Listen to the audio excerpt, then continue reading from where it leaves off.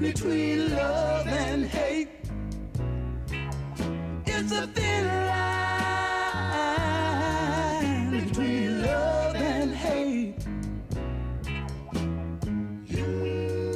It's 5 o'clock in the morning. I'm just getting in. I knock on the door. A voice sweet and low says, "Who is it?" She opened up the door and let me in. Never once do she say, "Where have you been?" She said,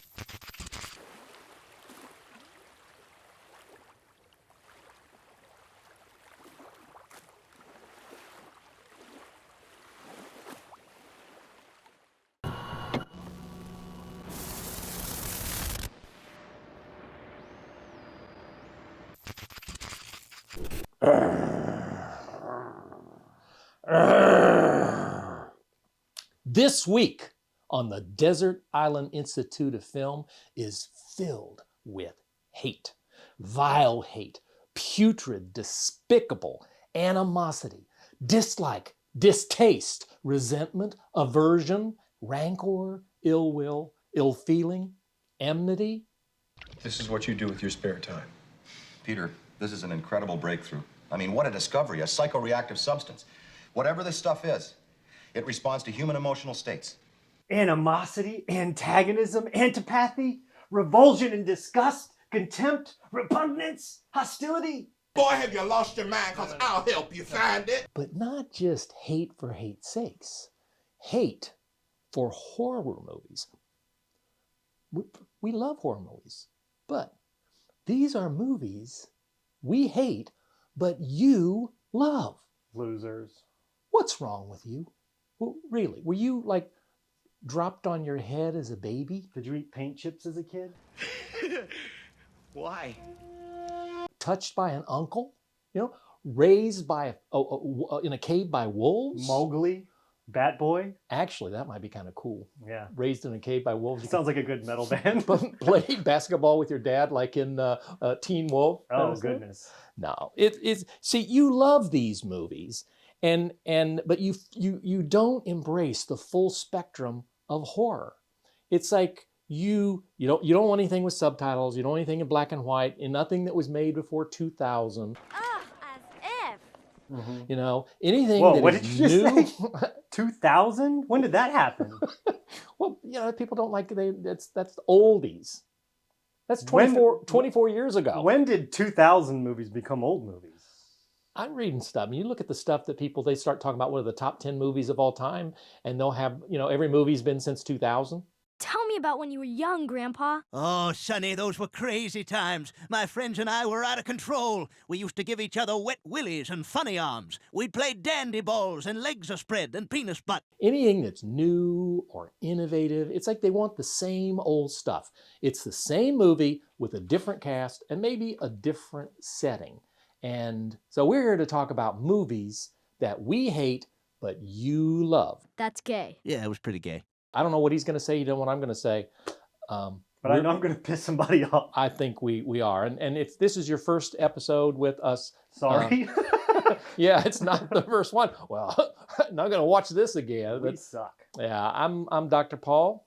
I'm Diet Dr. Paul. And we just every week, every Thursday, drop a new episode talking about movies that we love. Horror movies, sci-fi movies, comic book movies, all kinds of movies. Good movies. Yeah, and our goal is always to what? Make you find something you've never seen before. Yes. I remember. And not embarrass ourselves. Was this hard? It was a scary episode to think about. I was like, I don't know. The last time we did something where we really torqued some people off was the worst comic book movies of all time, which I thought that was a great episode. I had a lot of fun with that one. And I'm not insane. My mother had me tested. But I was worried, and then I said, you know what? That's the most un-Diet Dr. Paul thing I've ever said, and I wanted to lean into this so hard. So now I want to piss some people off. A few. Just maybe I'll make you angry. I don't want to piss you off, though. So in the end, it was much easier than I expected. I thought it was going to be hard. What I decided to do on this was just be brutally honest. And I kind of think this is like my Citizen Kane. Is his sled. It was his sled from when he was a kid. There, I just saved you 2 long boobless hours. That there are people that say, oh, Citizen Kane is the greatest movie ever made, and you have to like it because of that. And if you say you don't like it, then you're either, uninformed, you're a Neanderthal or Troglodyte. something like that. Yeah. And so I had to ask myself, there are a lot of horror movies that are considered seminal and pivotal, but in the end, I asked myself, well, how many times have I watched them? Mm-hmm. If I love a movie and I think it's a great movie, I tend to watch it more than once. Mhm. There's some great horror movies, great beloved, that I don't return to that often. Mhm. And why is it? And ultimately, I just got to be honest, it just didn't work for me. Yeah, I think for me, for a long time, I didn't have cable. For years and years, it was just movies, whatever I had quite a few movies. So I did the same thing. Normally, I'm going to watch a movie quite often if I enjoy it. And I realized there are some movies that I've owned for quite a long time that I've barely seen once all the way through. And that's where I kind of started. But then I wanted to look at, okay, what's the box office numbers? What's sort of the consensus critically and in the audience? It's tough to do for older movies because Rotten Tomatoes hasn't been around that long. But using some of that to kind of guide mine, and also what was popular, what was not popular, things of that nature. I kind of like my going into this is like, I'm not going to pick anything that is a sequel or, because sometimes sequels are supposed to be bad. Or some people they'll do Saw. A Saw movie comes out, they'll watch every single one. I avoided sequels.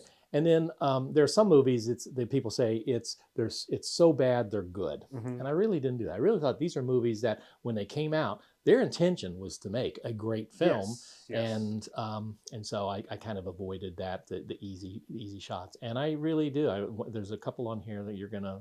I'm sure of it. You're gonna be mad. I'm sure of it. You are. All right. I'll die. Just watch me die.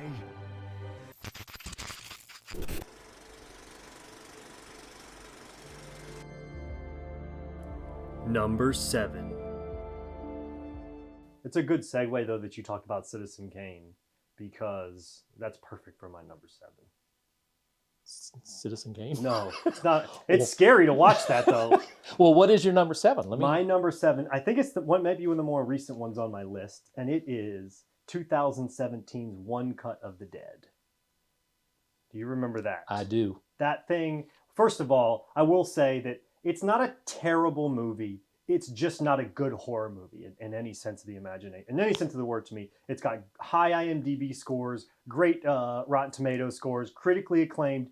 It is the first film in the history of film to make 1,000 times its budget in the box office. So that just tells you. Now, granted, it was made for the equivalent of $25,000 American, but it's not a horror movie to me. It's more of like an exercise in difficult cinema for the sake of making difficult cinema. Let's take the Citizen Kane intro sequence, the credit sequence, and let's do that for an hour and a half, and we can ooh and ah about it. But it's not scary, it's not funny. It's just like, oh, that's interesting how they shot that. But I didn't enjoy that movie at all. I kept waiting for the other shoe to drop while watching it. But enough is enough at some point, and I just didn't get it. I remember that there was like a buzz about that film. Mm-hmm. And you it's like, and this was before streaming, and was just sort of so you could access just about anything. And I just remember one, and I keep going on eBay trying to find it, and you could get it, and if it was like a region-free kind of stuff, and I don't think I had a region-free player at that point, but I'm waiting. When is there going to be a region 1 release of that kind of stuff? And it finally happened, and I bought it, and I think it was that like it was the anticipation, and it's like, oh well then. And here's the thing: I own it, I bought it, and I think when I paid for it was not cheap. I probably only watched it one time. I watched it twice, and it's because the first time I think I was like, maybe I was too hard on it because I just didn't know what to expect. The second viewing, I couldn't make it all the way through it. Because it's not, to me, it shouldn't be even viewed as a horror film at all. Even though it's about a zombie movie, to me, it's more of just a straight comedy than anything. Because once the jig is up the first 15 minutes of the movie, it's like, oh, okay. I think it would have worked better as a short film. Well, speaking of the jig is up, my number 7, Killer Clowns of Outer Space, has a Rotten Tomato of 77%. Now I was shocked by that. I love that movie. I hate it. I have the VHS tape and I have a poster on my wall. You seriously need some help. And I watched it recently. You really need to. That's one of the horror movies you talk about where it's so bad that it's good. Well, no, I think they did this. This was designed. This wasn't a campy kind of thing. You're right, but I think it's aged well because of when it was made. I think it was a good movie, and maybe why it's beloved to you is I think it's what I even wrote down in my notes is that it's a good movie to watch with kids and to expose them to kids. But the jig is up. It's like once you kind of get it and you get the shtick, it's like, okay. I just think there's so many better horror comedies that are out there, Shaun of the Dead or Young Frankenstein. They just showed this again on Svengoolie, and Svengoolie couldn't even save it. It's just really, and I thought, did I hear that they're thinking about doing a remake of it? I don't think that it would work so well as a remake. I think it's one of those things where it's just a perfect encapsulation of like catching thunder in a bottle a little bit, because it is dated. It's from the 80s, but to me, I think it hits really well. Well, your taste is in your mouth. Yeah, I've seen better film on teeth. Yeah, it just didn't. And again, I own it. Mm-hmm. And how many times have I watched it? Probably every time I've watched it, you've been around. But since you grew up and flew the nest, yeah, I have the VHS copy that we recorded when I was a child, when we illegally taped So you're seeing this through the lens of... No, but every few years I watch it. I enjoy it. It's the same sort of frequency to me as Monster Squad. Oh, Monster Squad is so much better. But that's like the precipice of that sort of realm, where Killer Clowns would be more of like a B. It's not the greatest thing, but I love that movie. Monster Squad is like Citizen Kane. Killer Clowns is like everything Will Ferrell's ever done. I think that they'll be the other way around. Okay.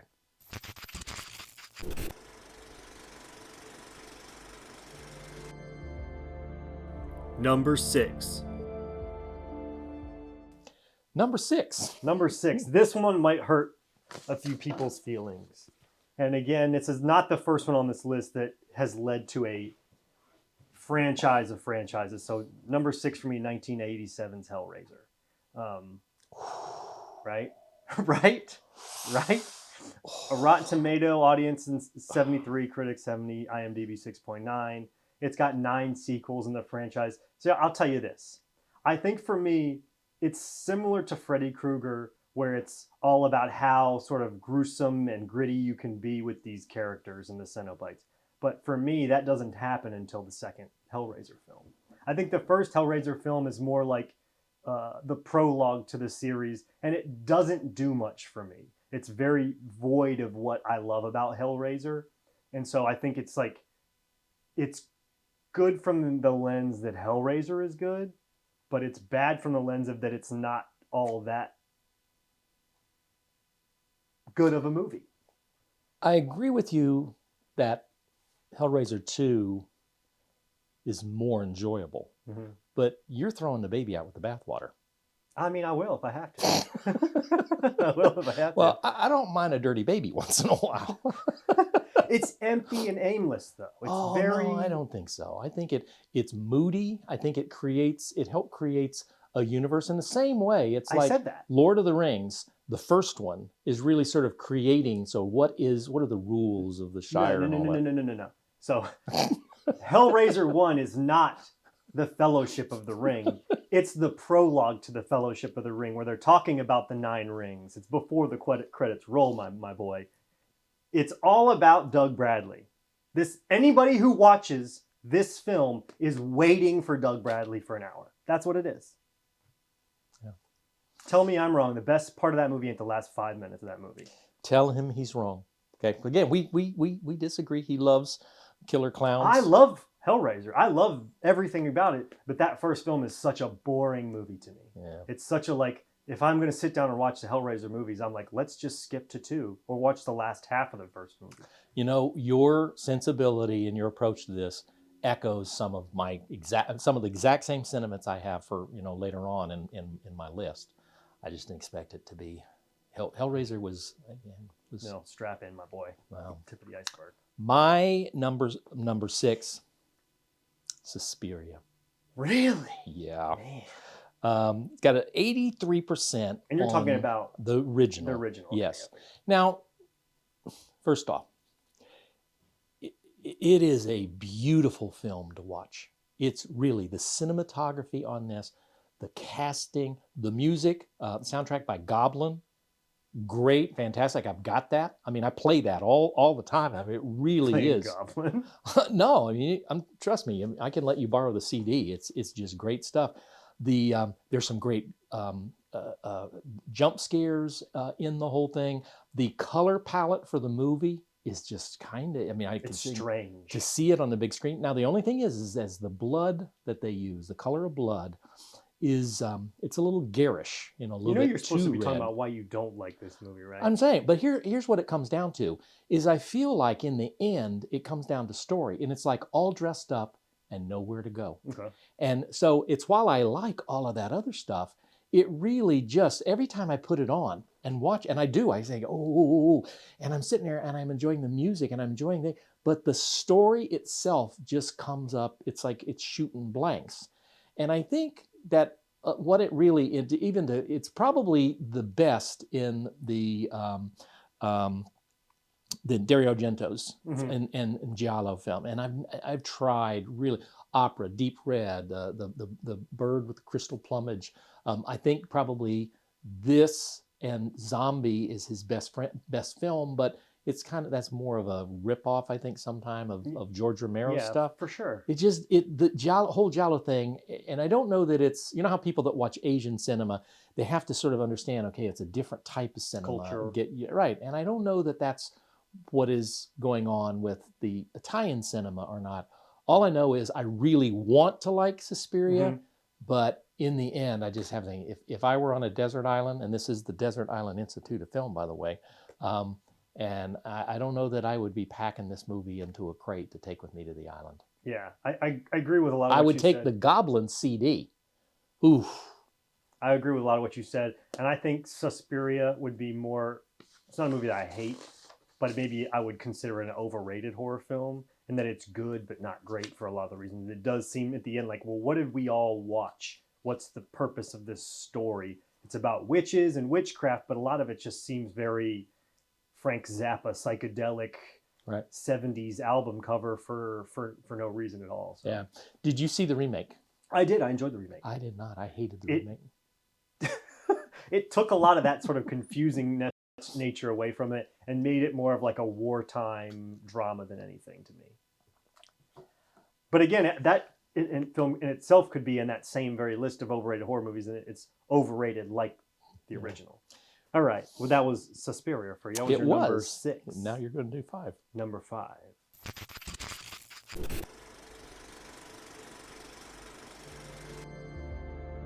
Number 5. All right. Number 5. And this is very similar to Hellraiser, but it's like everything about it, but worse. And that is 1984's Children of the Corn. Not a big fan of this one. One of the movies, I remember I bought this movie and I watched it and I kind of like pretended to like it, I guess. Like I wanted to like it, but there's really not much to like. And I think it's because I saw an interview with the actor when he does the Outlander scene. He's got the redhead guy, he's got the knife to her neck at the beginning. Yep. Like Outlander, like that's like a really interesting scene when they talk about it. And Isaac is really interesting, and the idea of this community sort of falling into the hands of these children is very interesting. It's a great setup by Stephen King, but I think it's a very boring ass movie, and that it doesn't do much. It's the same, but it's the same exact problem that Hellraiser has, but without the good stuff. Less good stuff, less Isaac, too much of this couple that we don't care about, too much of the two little kids that can't act. Let's see more of the crazy children. Headed guy, more Isaac, more maybe prequels like before they arrived story part. It's a really cool mythos, that whole idea of corn, and it's creepy, but man, if it's just not a hollow movie. Ask me how many times I saw that movie. How many times did you see that movie? One time. So what does that tell you? Yeah, it was Yeah. a great movie. I used to, everything Stephen King would touch, I would see. Mhm. And then I kind of figured out his best movies have not been movies that were necessarily horror related. You talk about Shawshank Redemption and Stand By Me. Green Mile. Now, yeah, and you have The Shining, which I think what made The Shining different was the fact that you had Scatman Crothers. no, the director. What's wrong with my? Yeah, directed by Scatman Crothers. No, I just Kubrick. Yeah, Stanley Kubrick. I think he is what elevated that movie. But I remember when I first saw that, I didn't like it. I didn't like The Shining kind of stuff. And so you get to the point where there are more bad Stephen King films For sure. than there are For good sure. films. And I think that was one that I agree with you. It's like, all right, I just and I never read the book. And that's the other thing is like sometimes bad books make good movies, and sometimes good books make bad movies. And so I wonder if you went back and you read that, I don't know if it's a book or a novella, a story or something like that, was that better? I'm sure that it probably because I agree with you. It just didn't work for me. And how many sequels have there been to it? 11. And there's a TV show on right now. Where I've never seen an inch of this television show beyond the trailer. It seems as though they replaced Isaac with this girl who looks like flippin' Raggedy Ann. Bright red hair and like drawn on freckles looking crap. I'll put a clip in just so everybody can laugh at it together because it makes no flippin' sense. And what do you remember what the Rotten Tomatoes was for it? Oh yeah, it's pretty low actually. But it's one of those things where Rotten Tomatoes wasn't around when this movie came out, so it could people be searching out to hate on it, but it did have a 5.6 on IMDb, which I think is more of a better litmus for it. Okay. All right. Well, I agree with you on that. All right. My choice for number 5, Ringu. Ringu? What is wrong with you? Flipping moron. 81%. And let me just go ahead while I'm at it, and let's put The Ring in there at the same time. Well, I was for a second. A lot of my hate was if he's going to come at me and then say The Ring is better. No. It's going to literally you're going to see that technical difficulties clip, and then that chair would be empty. I like the special effect that you do where when you died and you were invisible kind of stuff. It's actually a lot easier than you think. I kind of think, I know that this was in a lot of ways the beginning of the Asian horror craze in the United States. But there are so many much, much, much better Asian horror films that are out there. Well, you know there's more than one. There's like a TV series, I believe, and then there's a film. Yeah, it kind of just fell flat for me. And in the end, I just didn't have any connections to the characters. And herein lies the problem, I think, with a lot of horror and with torture porn horror, where you simply have a movie is designed around set pieces where you're going to have somebody killing somebody else. Yeah, a visceral reaction. But unless you care about them, yeah, then it is just porn. There's no love in it. There's no connection at all. And I just never felt that connection with the characters in the film. And I wonder, well, now was this because of subtitles or anything? I don't mind subtitles, not for me. Language barriers. Is it a different in pace and tone? Cultural values. Yeah. I don't think so, because if that were true, the amount of, you should see, I've got boxes and boxes of Asian, I love traveling to big cities in San Francisco or New York or whatever, going to Chinatown, and you buy video CDs and stuff of just any movie that you want, massive. They're usually like $2 a piece. I've cleaned up in martial arts movies, horror movies. I love that. This one just didn't work for me. I'm really, really sorry. This was in you remember it was in my second part 2 most scary movies ever made. I know. Yeah, you're a weak person. Weak-willed human being over here. I don't like him right now. No, it's all good. No, it's not. It's okay. I'll be looking for my new host. We're going to be having a contest on here for who would like to sit in that chair. Just like they did for Regis when Kathy left him. Or they're trying to find a new Svengoolie. So nobody can watch that too? You don't care about Svengoolie. Nobody does. I love me some Svengoolie. I know you do. I know. Anyway. You're on drugs too. All right.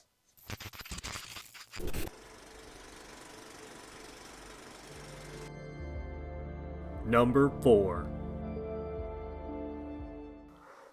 And this is another one that I just don't get. and maybe it's because it has the steam of being a video game behind it, but it is 2002's Resident Evil. Number 4 on my list. I don't get it. Mila Jovovich is a take it or leave it for me. I'm not a fan of her in the slightest. In fact, she's kind of like when I see her as a lead role, it makes me not want to watch the movie. So I'll rewind a little bit. Resident Evil, just throw every flippin' Resident Evil movie in this, number 4. They're all in there because she's in. They're just stupid. I don't get them. It's the dumbest slice of zombie that you can have. They make no sense. It's an action movie. I hate it. I mean, there's some redeeming quality for every movie on the list that I have except Resident Evil.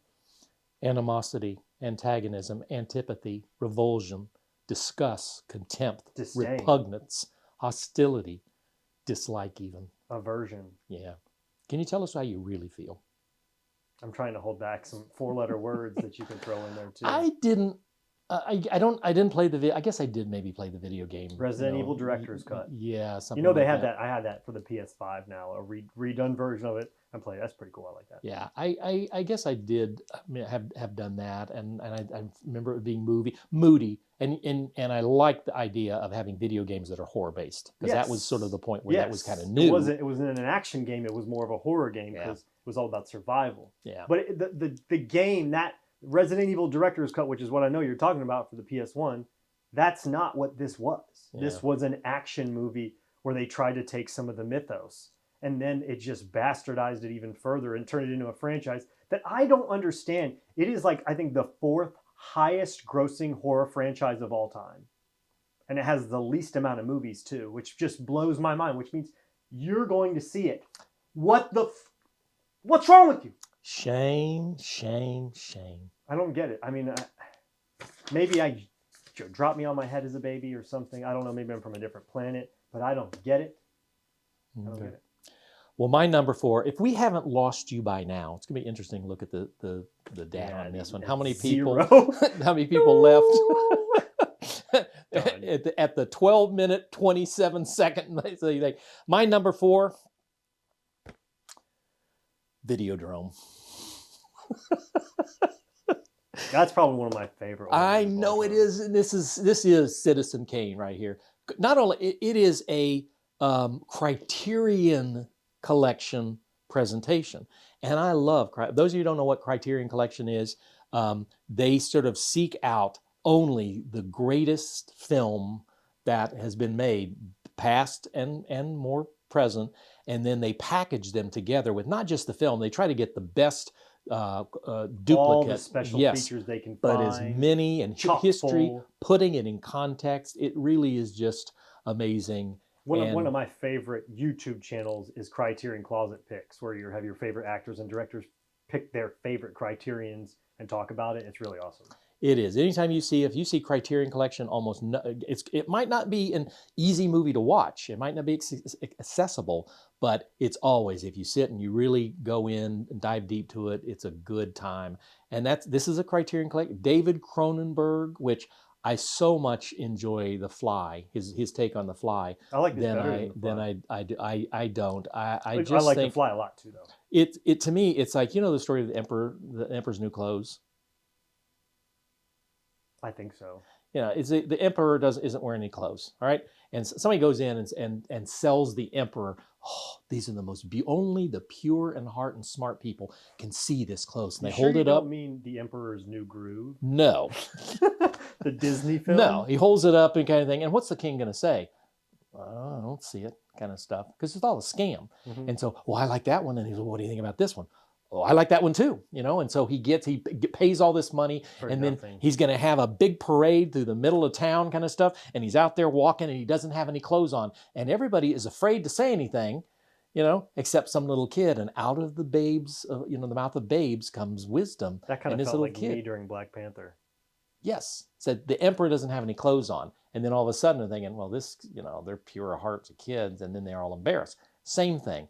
This is a movie you're supposed to like. I just don't get it. I don't like it. It doesn't hold up for me in terms of its, some horror movies don't have to hold up, but this one just doesn't. It just doesn't work for me. And I own it on Criterion.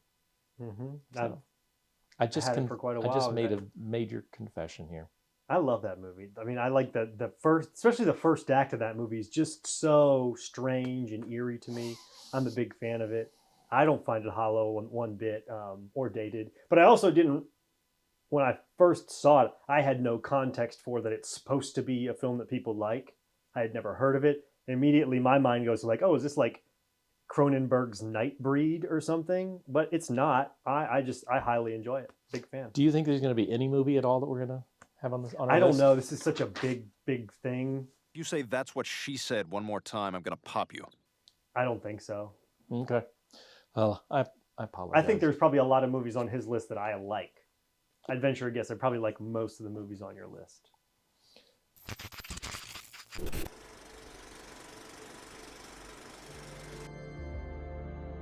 Number 3.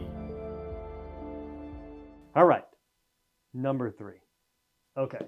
Now, I know what people will say, right? Well, that's not a horror movie. That's what I thought too. But then it kept showing up on lists of the best horror films of all time. So I had to put it on here because I flipping hate it. And it's another, a theme throughout the movies on my list are movies that people are supposed to like, but it's not because the movie's good. And this is a perfect version of that. And that is 1994's The Crow. I don't get it, and neither do you. It has 1000% to do with the mythos of Brandon Lee and Bruce Lee. It has nothing to do with the movie whatsoever. That's the type of thing where like people decide before they go into the movie that they're going to like it. And I know if you like The Crow, you probably have like leather pants that are too tight and some real big boots somewhere in the back of your closet. You know you do. But it's just a dumb movie. It's a music video. It's a gothic music video with dialogue in it, basically. Saw it in the theater one time. There you go. I do have, it does make me feel bad that in terms of Brandon Lee and my love for Bruce Lee kind of stuff. Oh, I love them both. Yeah. Big fan of Brandon Lee. This is kind of like in that category of you have people that get nominated for Academy Awards for performance that may not be their best, but it's like we're going to give it to them. We have to give it for to their you. lifetime of achievement. Like when I die, whatever our last episode's going to be will wind up being your favorite episode.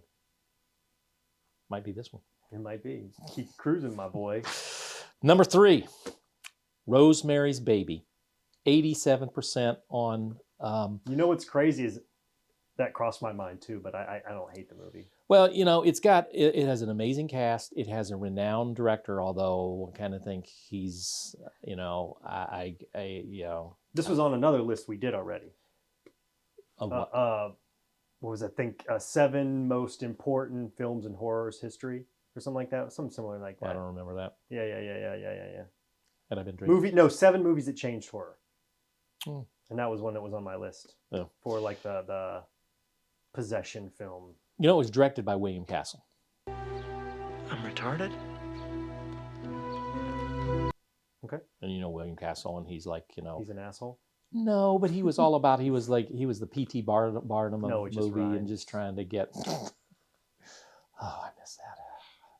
That, you know, it's like, how do you get butts in the seats kind of thing? And then Shock-a-Rama, and you know, they'd have a nurse out front to, you know, here's an insurance policy if you die during the movie and that kind of stuff. And they always talked about this, about the shock ending. But I never found it all that shocking, and I never found it all that surprising at all. I think what made it why it stands out is it was one of the first movies that sort of looked at Satan in a realistic way instead of being, you know, more of a throwaway like a horror film. We go to horror films like Dracula. I mean, there's an evil that's inherent in all of this stuff, but it's almost more of a cartoon thing. This was designed to be a real, could really happen, you know, kind of stuff. And I think in some ways it paved the way for later on in '73 for the Exorcist to come out. But in the end, this just did not work for me as well. But I do remember, I know its importance and its historical importance. I kind of think the people that watch our show may not that this might be one where you weren't surprised by, because there might be saying, well, I've never watched it, I'm not going to watch it, because it is a slow burn. It's not like you don't think. Some people would say, well, is this even a horror movie?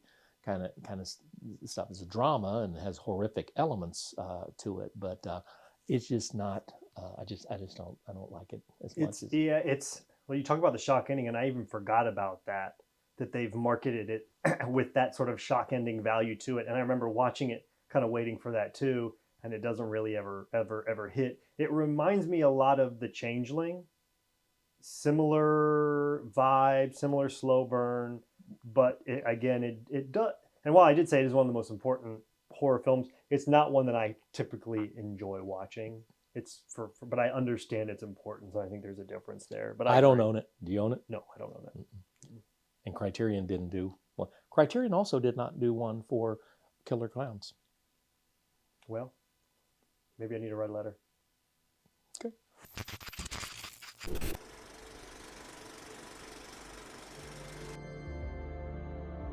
Number 2.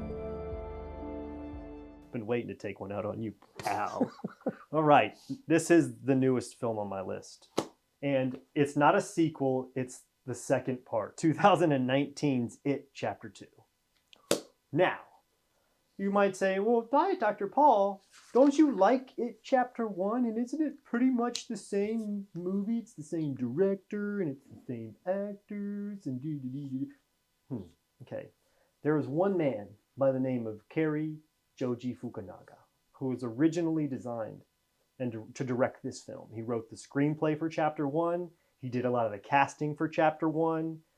He wanted it to be more in line with the actual book that Stephen King wrote, and in some of the more racy scenes that are in there. So some of the parents weren't all on board with that, so they ended up saying, well, let's take these out. Fukunaga says, no, I'm not going to do that. So I'm not going to, either you let me do it the way I want, or I'm going to leave. So he left, but they kept his script and removed the racy part. So Chapter 1 was lightning in a bottle, because the director for Chapter 2, Andy Muschietti, is perhaps the worst director in Hollywood right now. He's like Uwe Boll, but with somehow people think he's good. I don't get it. It's just a dumb movie.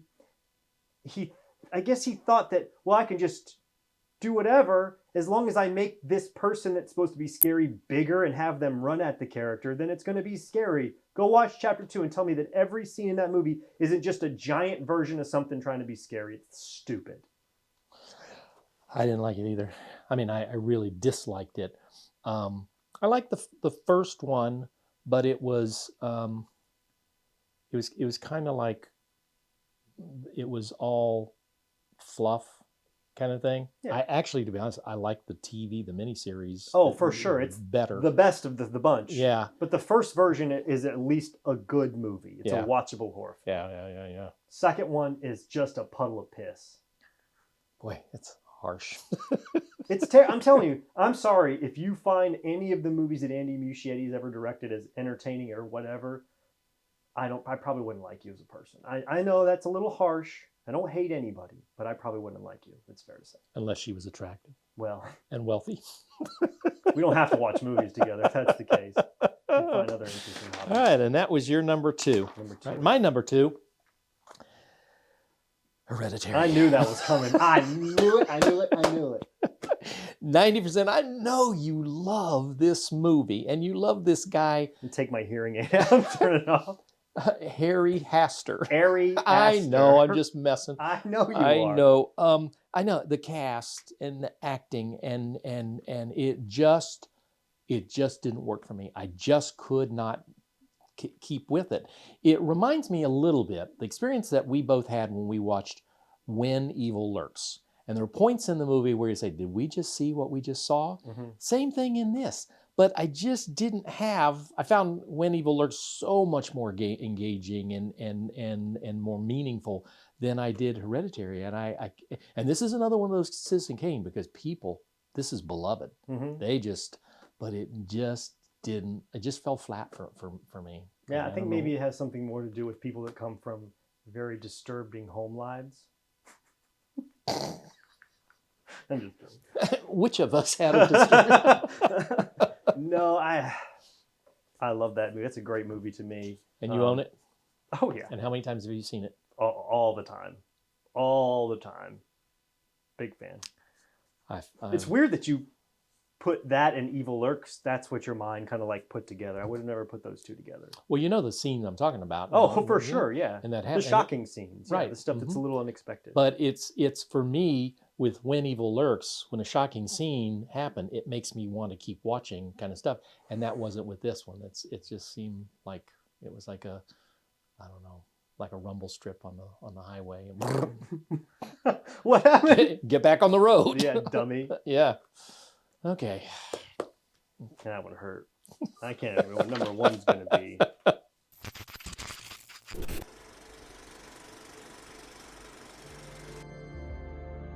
Number one. It's your fault. Number one is 2012's Sinister. Now, somebody somewhere, some scientist that doesn't know what the hell he's doing, did a study or multiple studies where they made people watch horror films.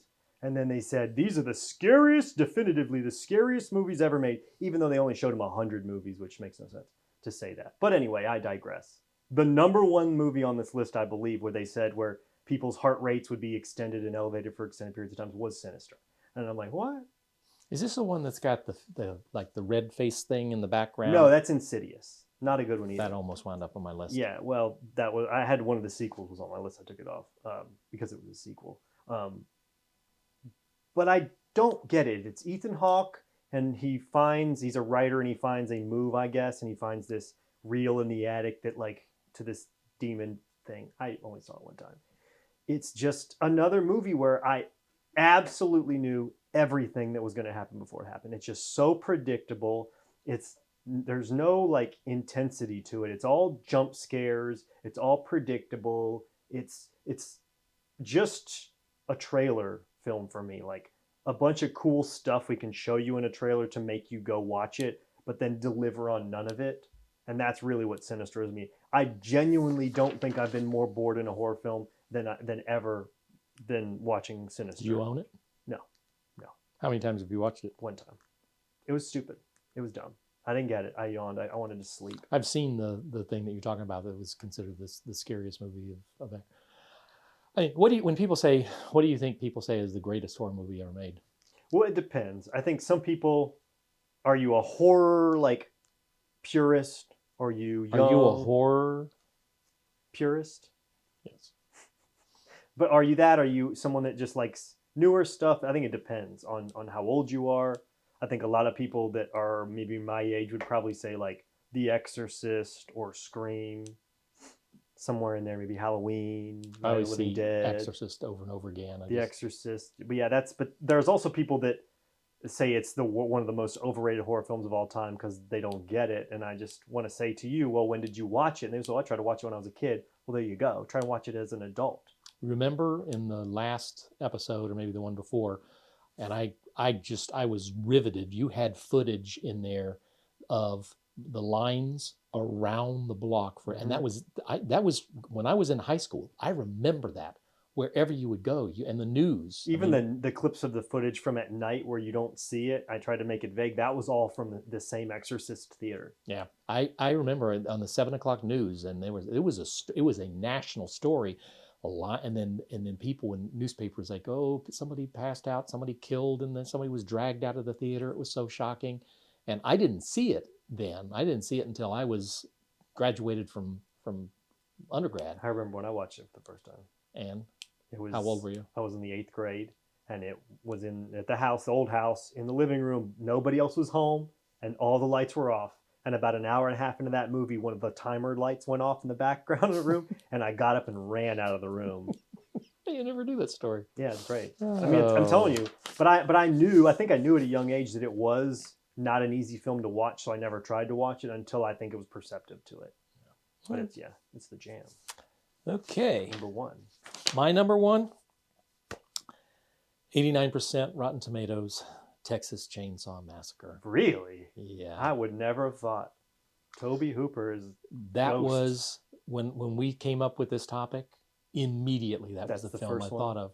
And I kind of think my reaction to it is because I like Toby. I mean, didn't he do Poltergeist, which I thought was a more Poltergeist was probably number 8.